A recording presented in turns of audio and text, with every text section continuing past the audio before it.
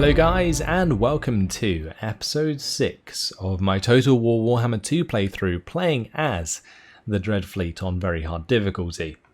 This is the Vampire Coast DLC, and today we are going to be taking Count Noctilus, picking up some treasure, and raiding Lothern. At least that was the plan from the last episode, but I think we are going to probably follow that up. But before we do, I had something mentioned to me in the meantime in the comments, and that was that I should probably get myself a hero that can start establishing pirate coves alongside my conquests. So I didn't realise that this was the case, but heroes can be used to set up pirate coves through an action. So that's what I'm going to attempt to do here with the heroes.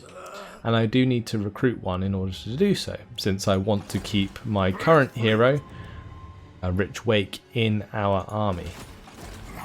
So let's go ahead and recruit one of our pirate captains here, the Vampire Fleet captains. Just got to decide which one I would like. I can get them with the Vampire Magic, Death Magic, or Deeps Magic. Now, Deeps Magic would be really cool for the future. And this lady's looking good. Lottie Thorpe, with the Winds of Magic Power Reserve +5 for all armies faction-wide. That is a very nice buff indeed, especially considering I'm not likely to have her in an army for a little while. So, let's go ahead and recruit Lottie Thorpe. That's also going to give us a vampire fleet with the Deeps Magic, which is kind of what I want. And we also complete our mission by doing that, which gives us 500 treasury and the 50 infamy. So what we're going to do is take Lottie and likely head to the nearest ports. I think I might actually head over to this area around the Shark Straits and see if there are any ports that I can set up a pirate cove with. But for now, time for Noctilus to move on from his stay in the Galleon's graveyard. We are going to have to set up those pirate caves sooner than later, because as you can see, we are only getting 261 income per turn, since Count Noctilus' army is starting to become quite formidable. Now, the other thing we are likely to do today is get the composite hull, if I can find the 10,000 cash to build it. And once we do, we'll have lots of Necrofex Colossus, which will be absolutely awesome. So, let's get moving. I guess I can just use March stance and just zoom over here. The only trouble is the Tyrants of the Black Ocean might attack us. I was considering attacking them, but considering their army is pretty decent, I think I might avoid it for the time being, as I do not want to weaken Count Noctilus' army on the way to Lothern. Let's end the turn.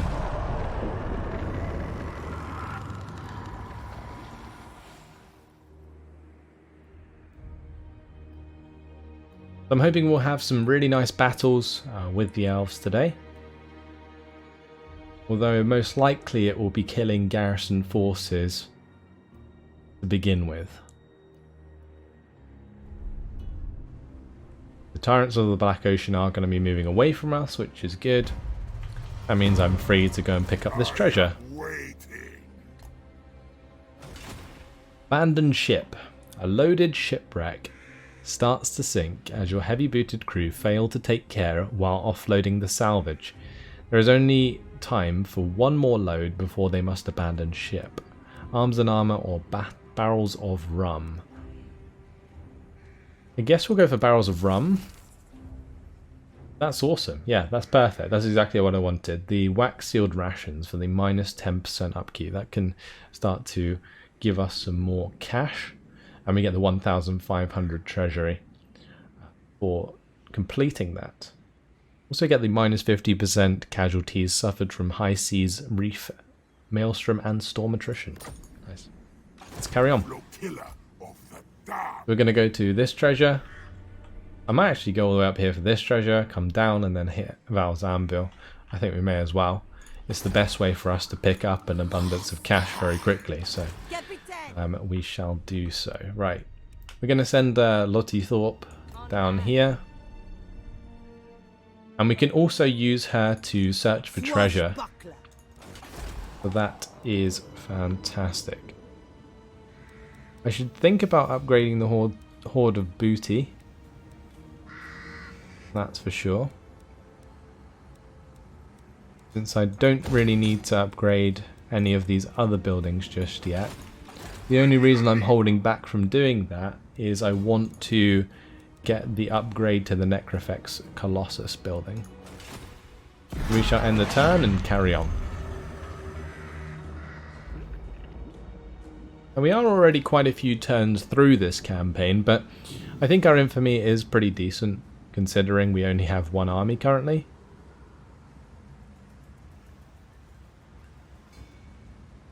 I guess one thing is I don't really feel like I'm in a rush with this campaign, which is a really nice change of pace to some of the other campaigns.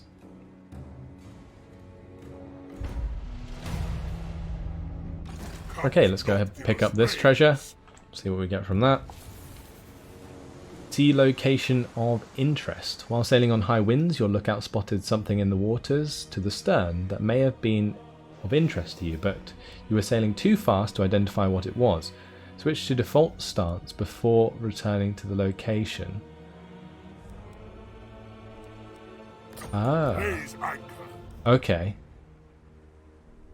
So since we were in full speed, we actually couldn't pick up the treasure. I've never had that happen before. That must be something new. Anyway, gonna have our captain sail away on her ship. Blood and toil. Looking cool. Carry on.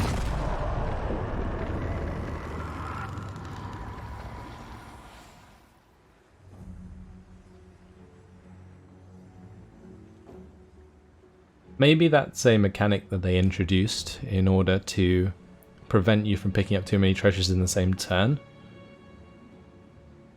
Stopping the full speed from picking up the treasure, that is. Or maybe I was just unlucky, who knows.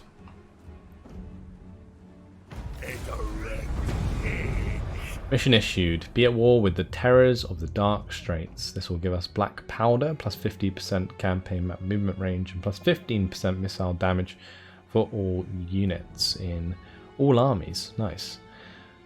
Now, those were the Dark Elves that were heading north. I don't think we're actually going to declare war on them. Go into default stance and have a look at what's going on here. Cursed Arlet. You receive word of a wooden carcass of a ship that has been discovered strewn across a small mysterious island. You are told that beyond the beach, gold and other trinkets can be found in abundance, surrounded by the long-dead crewmen who starved whilst waiting to be rescued. Some of your own crew whisper of curses which may be worth heeding, but such things rarely deter you when looted wealth and riches are involved. So we can wait and get only a miserly hoard of treasure, or we can go for the Great Horde and fight a foe in battle.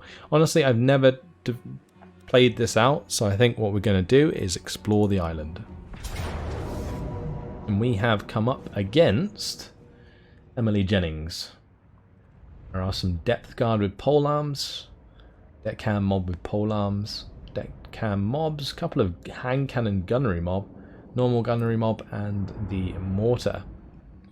We should completely obliterate them. Let's go ahead and find this on the battle map.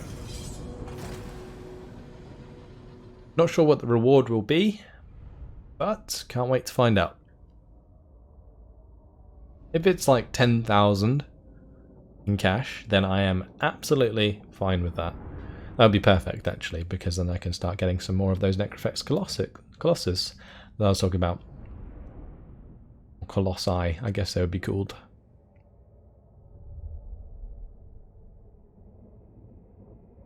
The only choice is, what do we replace with the Necrofex Colossus? Because we do have like an abundance of gunnery mob, but I like using them. Anyway, get to show off Queen Bess today. It's going to be very fun indeed.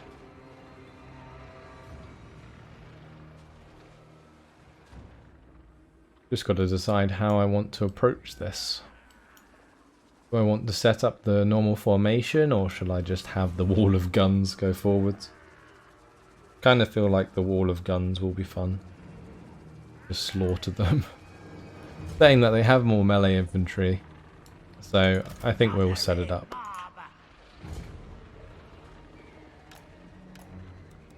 Yeah, we'll set it up normally.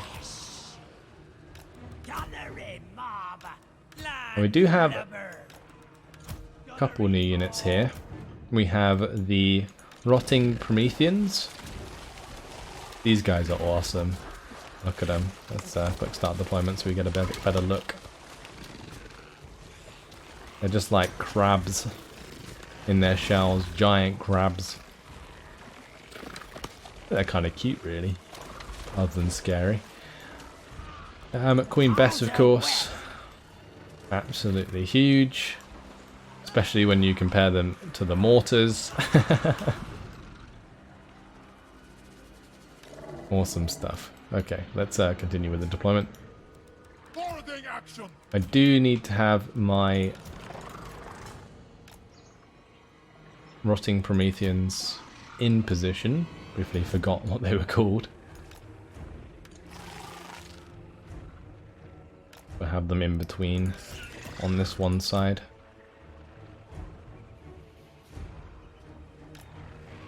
And then on the left side, what we'll do is just have the melee infantry sort the gaps for us.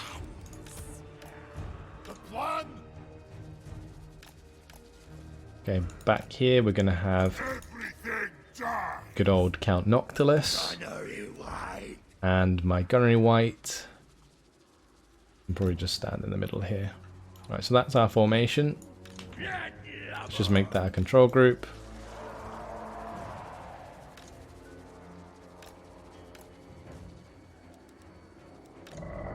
I should ideally have most things in that group if I can, just so that it's easier to move around.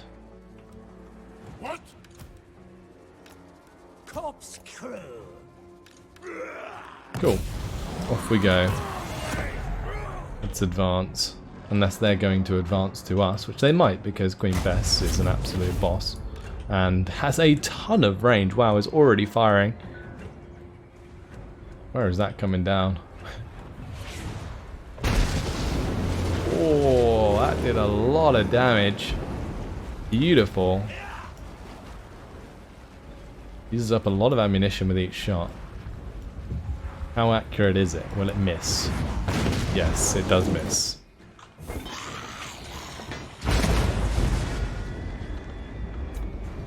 Go into manual fire mode and see what we can do. Don't really know if this is a better way to do it.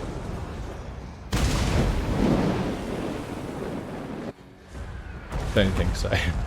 Probably better off just letting the AI do it, because that is going to be hell to aim.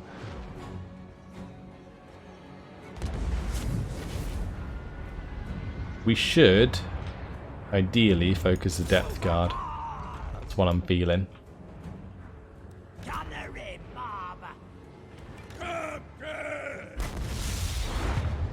I might actually just move back slightly here.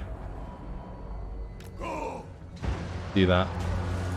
I'll keep my mortars and stuff in position, in the same position more or less. Bones and flesh. Captain. Surprised how maneuverable good old Queen Bess is. I would not have been surprised if they made it a unit that was stationary for the whole fight, considering how strong it potentially can be. And one thing we should do is use the more powder for Queen Bess to make sure that that has the ammunition. Lovely. Right, as for Count Noctilus, let's heal up this gunnery mob.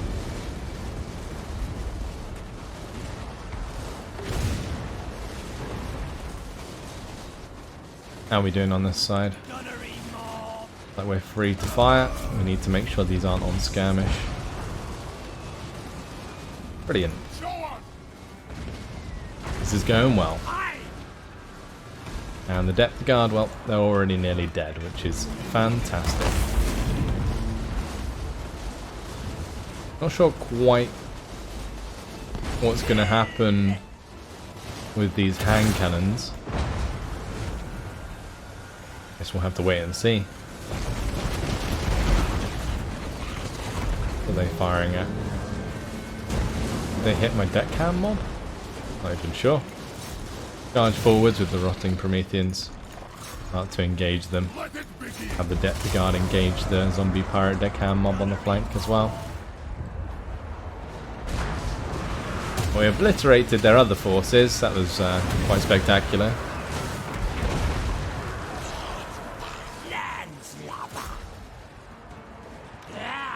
Have the mortar maybe fire at their mortar.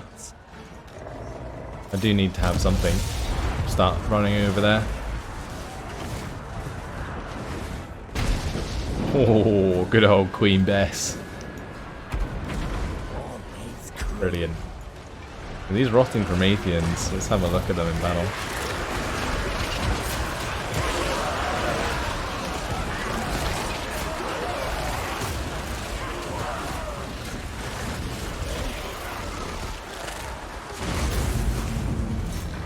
Keep attacking, boys.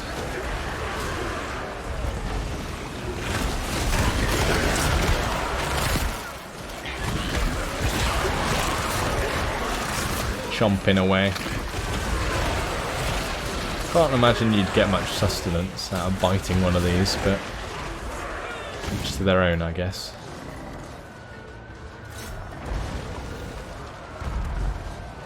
Is that best just target the mortar there?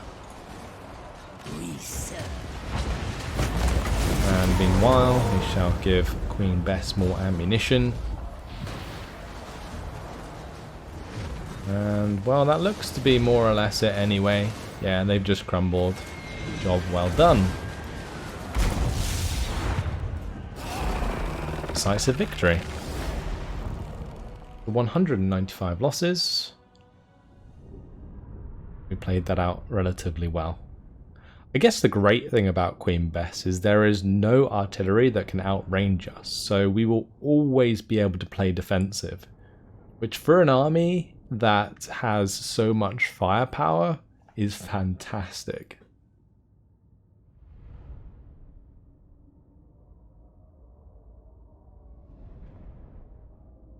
Should have maybe like got a few invocations in there as we went, but that's the only thing I think I could have probably done better in that, because most of my units are still relatively healthy.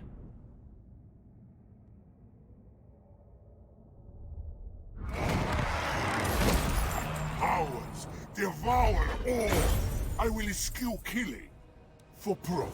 Let's ransom them. I cannot be thwarted. And that's going to give us +3 leadership when fighting at sea. Superior Admiral. And the Cursed Pilot. We get 8,000 from that. Wonderful. Okay, what we're going to do is continue towards this Remnants of Battle. We will go into Flagship Expansion. I'm going to build the composite hull. And I'm also tempted to upgrade to the gun ports just because we have the spare cash to do so. Maybe not right now. Since Count Noctilus has leveled up, where do we want to go next with this point? We could give him of the Von Carstein line for the regeneration and terror, which is really nice. Vandal though I think would be better for what we're about to do. With the income from sacking settlements, also getting the pirate crew growth sooner than later will be very helpful. So we shall put it in that. Keeping on top of our cash is a very good idea. As for Rich Wake, do I give him shark bait? No. Let's give him a rotting Promethean. Yes, give him his mount. Very cool. Like that a lot. Meanwhile, Lottie is continuing down here. And that's Sorcerer's Islands. Go ahead and establish a pirate cove there. That's what we had the agent for. Thus, we shall do so. Let's go ahead and move on to the next turn. We'll finally have a pirate cove, which will start generating us some income. I could also use her to set up a pirate cove in Lothern without actually attacking it. That could be an idea. Although, I think what we are going to do is attack Lothern, mainly because I want to wipe them out and just destroy a strong faction. They're the only people we're at war with, so sacking Lothern would be fantastic. Coastal region attacked. Amanar stirs. The coastal region has suffered widespread damage after the beast rose from the deeps and left a devastating trail of destruction. Oh. Well, that's rather convenient, isn't it? It attacked the settlement that I was going to establish a pirate cove in. I don't know if this is going to affect the income, but we shall see. We've established a pirate cove. Sorcerer's Islands, lands of the assassins. What can we build here? So we can get Smuggler's Coves for the 200 income generated, extra income from trade, research rate, and region will be visible to my faction on my turn. Yeah, that's pretty nice. What does the Picaroon's hideout do? Picaroons, sorry. Extra infamy gained per turn, income gained from local settlements 50%. Region will be visible. Pirate's Rest. Extra 60 infamy gained per turn, plus 1 Lord Recruit rank faction wide, plus 1 hero capacity for Mongol haunters, and region will be visible. And what does a Corrupted Tavern do? That spreads vampiric corruption. So I think Corrupted Tavern would be great for if you were actually deciding to take the settlements for yourselves. But since I am not, I think we are best to either go for the Picaroon's hideout or the Smuggler's Cove. And since the Sorcerer's Islands I don't think is actually going to make too much money here, I don't think it's worth the 50% of, what, 140? So we'll go instead for the Smuggler's Cove, which gives us 200 income per turn. Cool. That's actually going to level up Lottie. And I think what we'll do, since we are building Pirate Coves with her, is upgrade the established Pirate Cove ability, so it costs less. Now currently, we have a campaign effect that reduces our Pirate Cove action success chance by 1,000. That lasts for 10 turns. Oh, okay. It costs 100% more to perform. I guess in the meantime, she can go hunt for treasure. So let's have a look at where our treasure is, or the treasure that we would like to find. Is there any nearby? Looks like the Riddle of the Beast is close by. So yeah, we shall have her head in that direction. And then on the way back, maybe we'll set up a Pirate Cove at Lashik. Cool. I'm really liking some of these new mechanics. It's very, very fun. And we'll set Noctilus into default stance and carry on. In the aftermath, clearly, 2 ships met in combat and brought each other low. Their rival crews drowning in battle and hatred, but their loss could be your gain as the sunken ships lean on each other in unstable fashion. Time is short, salvage must be sought quickly. Do we get the Hall of True Silver, or do we take the sunken chest? I think we'll take the Hall of True Silver, just because we are about to hit land, and having that army bonus would be really nice. So let's see what that gives us. It gives us the Potion of Foolhardiness and the Ensorcelled Blades, which is +8 melee attack and defense for 10 turns. Not the best thing for us to have, but better than nothing, I guess. My favorite are the ones that just give you a bunch of like money. Like that's normally the best ones. Right, we're not going to recruit any of those Necrofex Colossi until I've completed Enduring Reanimation, because that reduces the recruit time. Otherwise, they would take 3 turns to recruit, and I don't really want to be sitting on the water for 3 turns. So we're just going to carry on towards the Skull Reef. I'm going to go into Flagship Expansion to give us the replenishment, unless I don't need to, in which case we may as well just use the full speed. Great.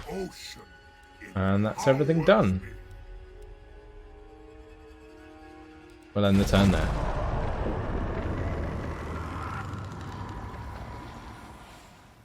So we'll soon be upgrading our infamy again by attacking Lothern. Lothern's actually in the midst of a vortex ritual, so we should be able to take advantage.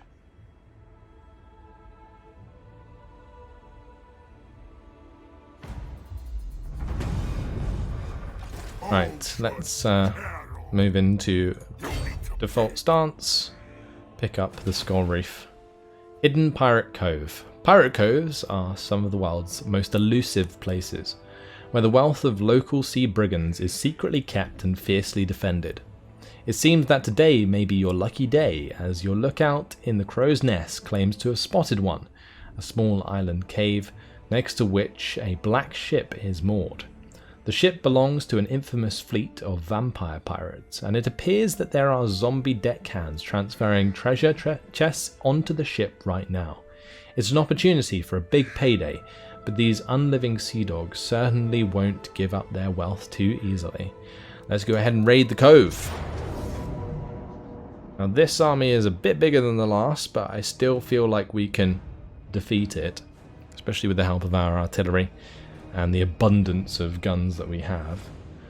The only thing that troubles me is the use of the carronade and the mortar here, but I guess if Queen Bess hits the mortar directly, that would do a ton of damage to the crews.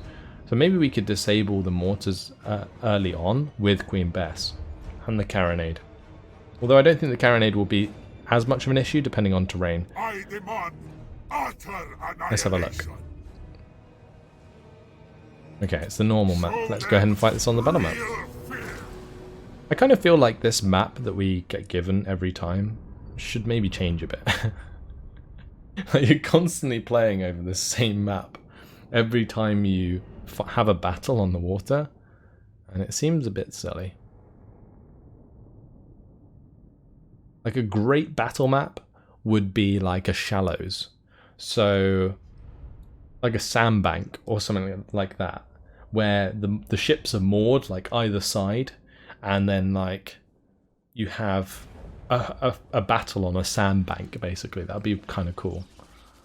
Yeah, that'd be awesome, rather than just like a random island in the middle of nowhere with a rainbow. I mean, come on, really? Why is there a fucking rainbow? Right, we're gonna go and sit on this hill as we can. I actually cannot believe that. I did not know there was a rainbow on this map. So let's start to sort out our gunnery mob. Gunnery mob. Bones and flesh.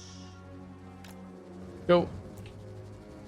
Then we'll have these chaps in between, of course. This one I'm taking a little bit more care with, just because I feel like I need to, since the army I'm facing is actually a bit more scary.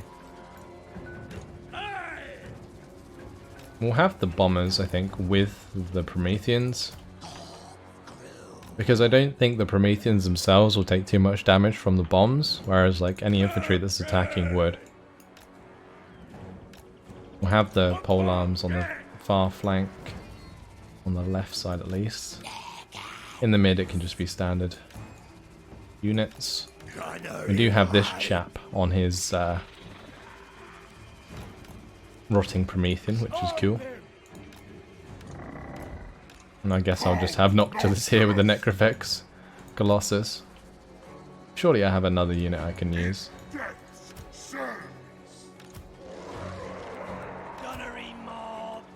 I think I don't have enough infantry to like do my normal tactic. Maybe I could take these away and put them in the middle. I don't know. Let's go ahead and start the battle. Queen Bess should be able to force them forwards. I don't think the mortar will be in range, but we will fire on it as soon as we can. I should also try and target their depth guard. We're not in range to hit the carronade at least.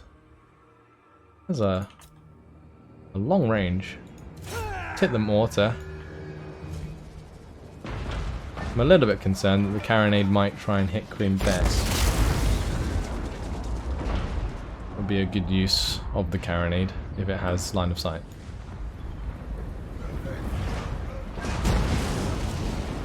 Beautiful.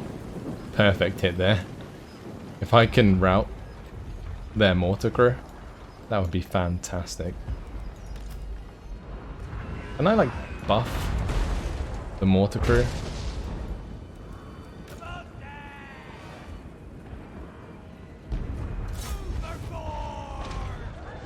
I guess I probably can, right? Yeah, that will affect all of them. So we'll do that for our artillery. I want to try and get rid of this mortar if I can. I think we're still firing at it. Hopefully the accuracy bonus will mean that we hit spot on.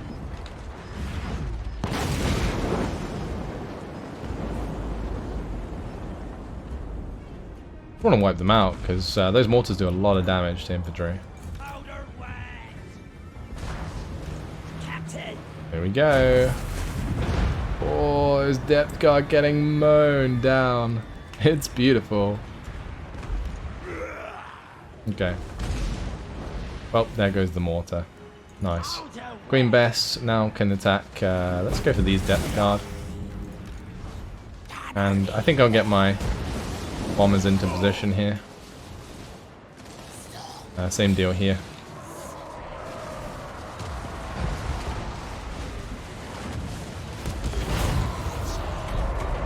Lovely. Let's hit the zombie pirate gunnery mob.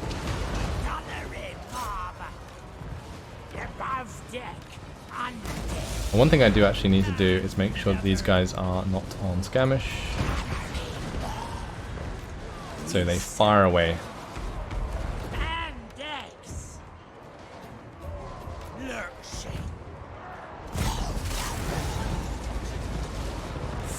Right, that's those guys dealt with. Let's now focus on the gunnery mob on the left side.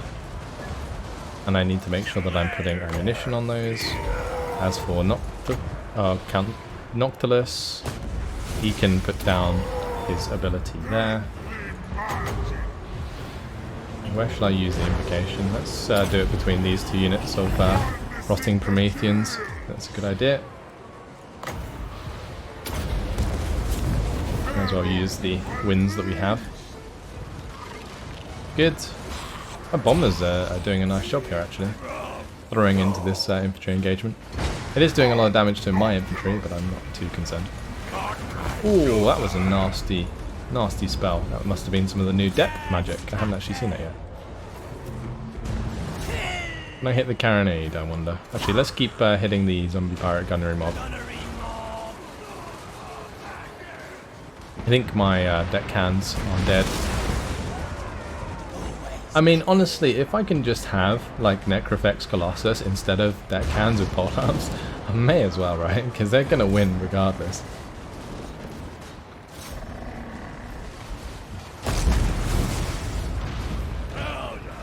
These bombers are nuts. I absolutely love them. Alright, let's now hit the carronade, since I think the gunnery mob here are going to disintegrate. Yep, they're gone. And it looks like the rest of the army should disintegrate soon. We did lose a couple of units. Oh, my rotting Prometheans are very low. That is not good.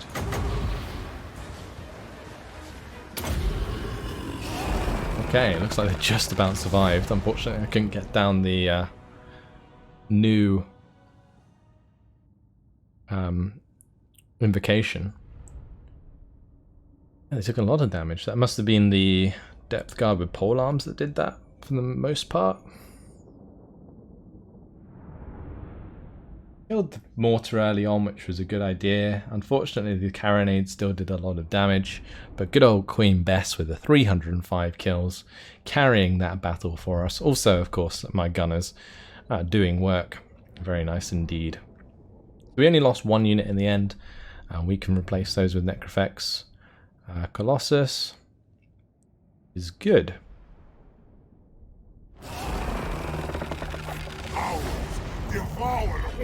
We shall ransom the captives for some more money.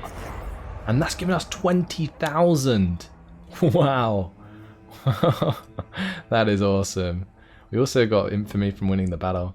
So the Pirate Cove contained great wealth in the form of treasures and stolen items from across the four corners, but getting to it was no easy feat. When the vampire admiral at the helm of the black ship saw you approach, he immediately readied his horde of crewmen and darkling creatures for battle. After defeating the undead freebooters, you ransacked their ship as well as the hidden cave to make for a plentiful horde. I will take it. Okay, and he's leveled up. Let's go for the regenerative hull. The extra casualty replenishment rate is fantastic, especially considering we just took an absolute ton of damage. A lethal blow. We can now get the Necrofex Colossus, and it doesn't actually cost that much. But what I'm likely to do is jump on land here, and we shall raise dead. Just get some deckhand mobs, and we'll use those to attack Val's Anvil soon enough. Val's Anvil is actually a main settlement. Maybe it would be worth actually taking Val's Anvil for myself, since none of these settlements in the province are ports, so we wouldn't get any wealth from them otherwise. Could be worth doing. The only thing that I'm worried about is the lack of vampiric corruption and the fact that we are not spreading it at the moment. Either way, unfortunately, it has been my time. I am going to leave it here, but a very successful episode today, taking on 2 armies due to those treasures, and that was really fun. I enjoyed that a lot. We set up our first Pirate Cove, so we've discovered all about that, and we shall continue raising our infamy. We'll see where it takes us. That's all. Hopefully you guys enjoyed it. Thanks for watching, and I'll see you in the next episode. Goodbye.